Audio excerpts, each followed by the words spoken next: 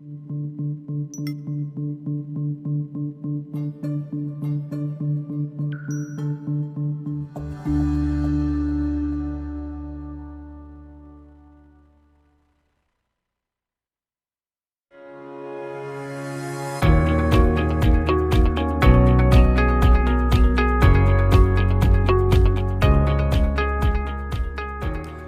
to CEO Money. I'm Michael Yorba. Thanks for joining with us. All right, my guest is John Gilchrist. He is the managing principal of Fundraisers Strategies. John, welcome to the show. Michael, thanks for having me. It's great to be here. I'm glad you're here again. Now, I wanted to dive deep into what we were talking about beforehand.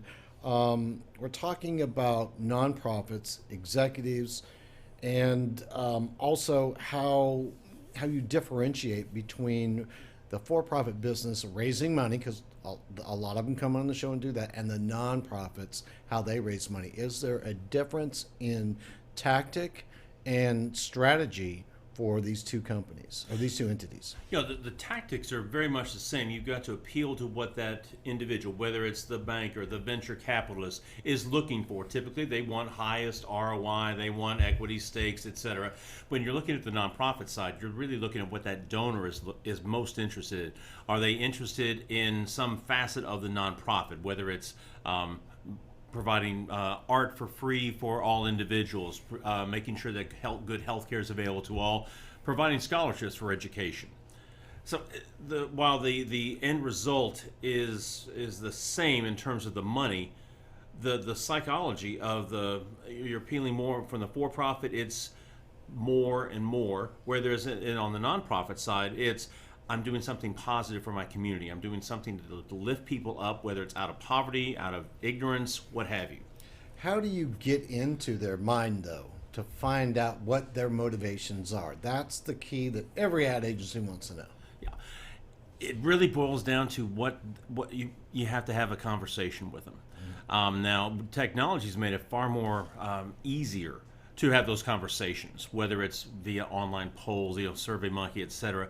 Sometimes it's what particular messages are those individuals clicking on in their email feed or texting feed? Are they listening to a personal story? Do they want the data? Are they interested in a particular type of service that the nonprofit is providing? And you start to piece together, and we talked a little bit about some of the AI applications that are coming to the forefront now. Those same AI applications that are now being quite prevalent in the for-profit sector, they can be applied to the nonprofit sector as well. Talk to me about the 2017 tax impact in the sector. Well, as you know, the 2017 kind of rewrote a lot of things about the tax law. Of particular note was the near doubling of the personal deduction, whereas anything married couple could typically deduct up to $12,000. The standard deduction was $12,000, and now it's roughly $24,000. So essentially, someone, in order to qualify for that higher, to write off more, they have to have more deductions, and it's mortgage interest. Of course, the state and local tax limitation of $10,000. It really doesn't affect as much here in Texas because we're traditionally a much lower tax state. It's really hurting clients in California, New York, Connecticut, Illinois, where you have a high state and local tax structure. It also made some changes to the deductibility. Larger gifts now are more deductible than ever before. So those mega gifts that we've seen so much of in the past several years, they actually are, the tax code actually provides an additional incentive, Michael. Not to get into the tax ramifications, but historically deductions, you could deduct up to 50% of your AGI, adjusted gross income, with charitable gifts. Now you can do it up to 60%. So people who are interested in making larger gifts to their university, to their place of worship, to a local hospital, to whatever, they can deduct more of it in the current tax year. Do you see that changing going forward? Well, if I had a crystal ball, I think I'd be probably be on the beach in the Cayman Islands with my private bank account. But it's hard to say what's going to happen. Remember, we will have the tax cut is effective for 10 years, and we will have 2 presidential elections in that span. We'll have 3 midterm elections. I'm sorry. So who knows what's going to happen with it? But we're probably not going to see any significant changes in 2020 because it is an election year, and the political parties are still in control of their respective branches of the House and Senate. What's going to happen in the future is really, I don't want to, I know your viewers deserve an answer, and I wish I had one. I think there will be some significant changes to our taxes over the course of the next several years, though. The issue is, will there be a cap on the deductions? Right. You know, that was one thing that then President Obama and then candidate Hillary Clinton both seemed to espouse. They wanted to have that cap of $250,000 on charitable deductions, or the $250,000 is the income limit. It was almost penalizing people who really wanted to make significantly large gifts to their favorite nonprofits. So I don't see. Do you see that if we change the political structure in the White House, the Congress, Senate, do you see that that's swinging back to trying to put that cap in place, or at this point, it's probably pretty safe? Well, I think no cap. Like I said, for the next 15 to 18 months, any kind of significant tax law is not going to go into it. Let's just say that the Democrats win the White House and they take control of the Senate in 2020. So the Democrats will run all three branches of Congress and the House, Senate, and the presidency. Right.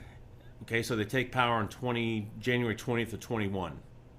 It's not like on January 22nd there's going to be this massive tax bill that's going to pass and it's going to be effective. So I would say probably for the next 2 years, we're likely to be okay. 2022, anybody's guess.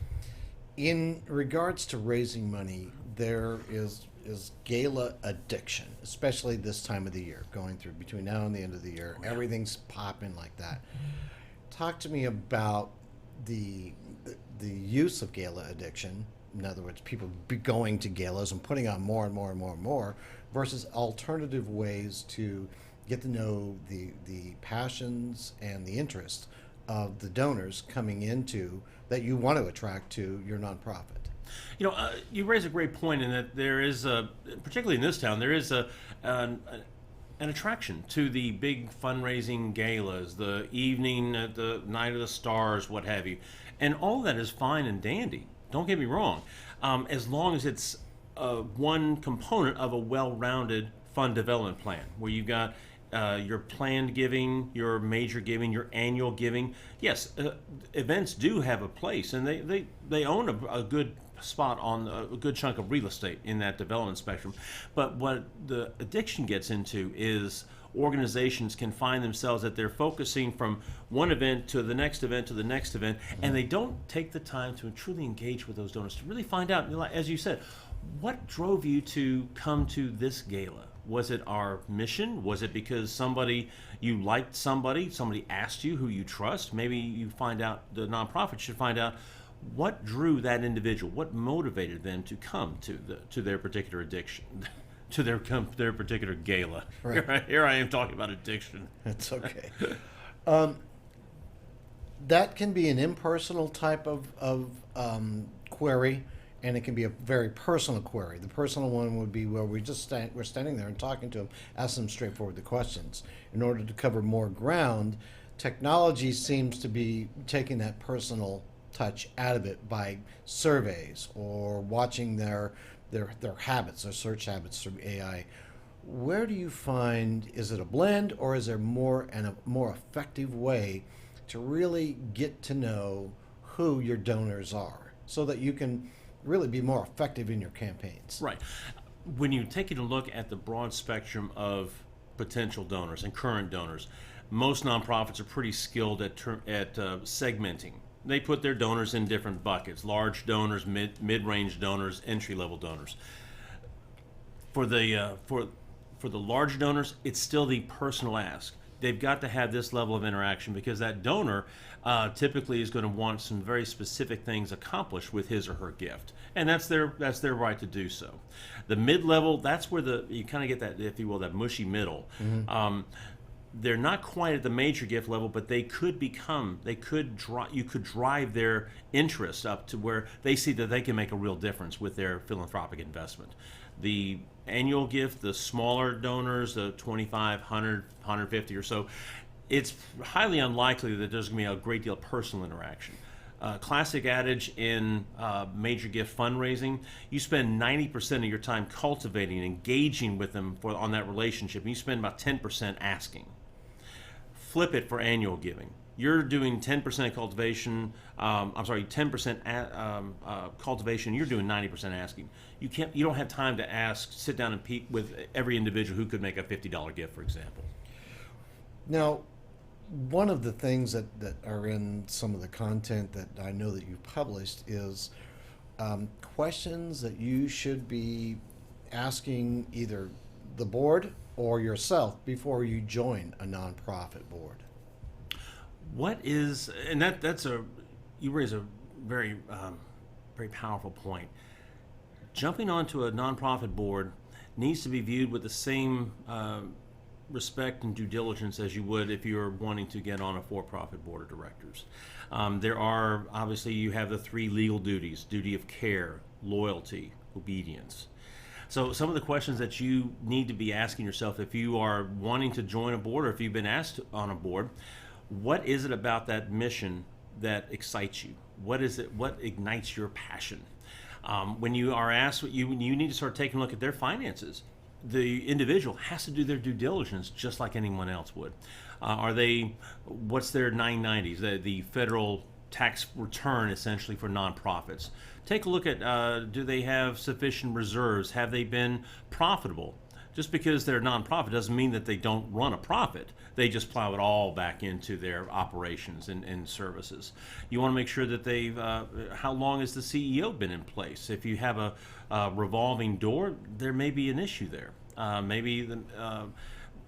Don't know what might be going on. But those are some questions that you should be asking yourself.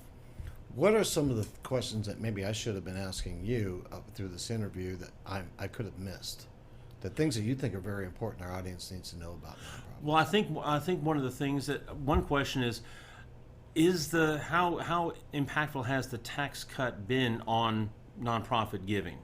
Now, in 2018, it was really flat. There may be just a slight increase in terms of actual dollars. When you adjust it for inflation, it was just down a tick. What's more concerning is that the number of donors seems to be shrinking in America. That's the big cross that we have to figure out. Is that because of economics, or do you think it's because of interest? I think it has a little bit to do with both. Obviously, the change in the near doubling of the standard deduction will keep some people from making a gift. Well, if you're on that cusp, say in the old style, you were near that $12,000, and it was October, November, you could feasibly write off more than the $12,000. Now it's more difficult, but the interest is really the issue. I think that's a big part of it. Nonprofits have to be the best storytellers possible. That's how we learn. That's how we create that emotional connection. It can't be enough that we're serving more people, we're doing more, we've got a larger budget now. Donors don't want to know that. I mean, it's not exciting, but they can relate to, here's an individual who you lifted out of poverty. You gave them some job training. I and other donors helped pay for that person to get a job training program.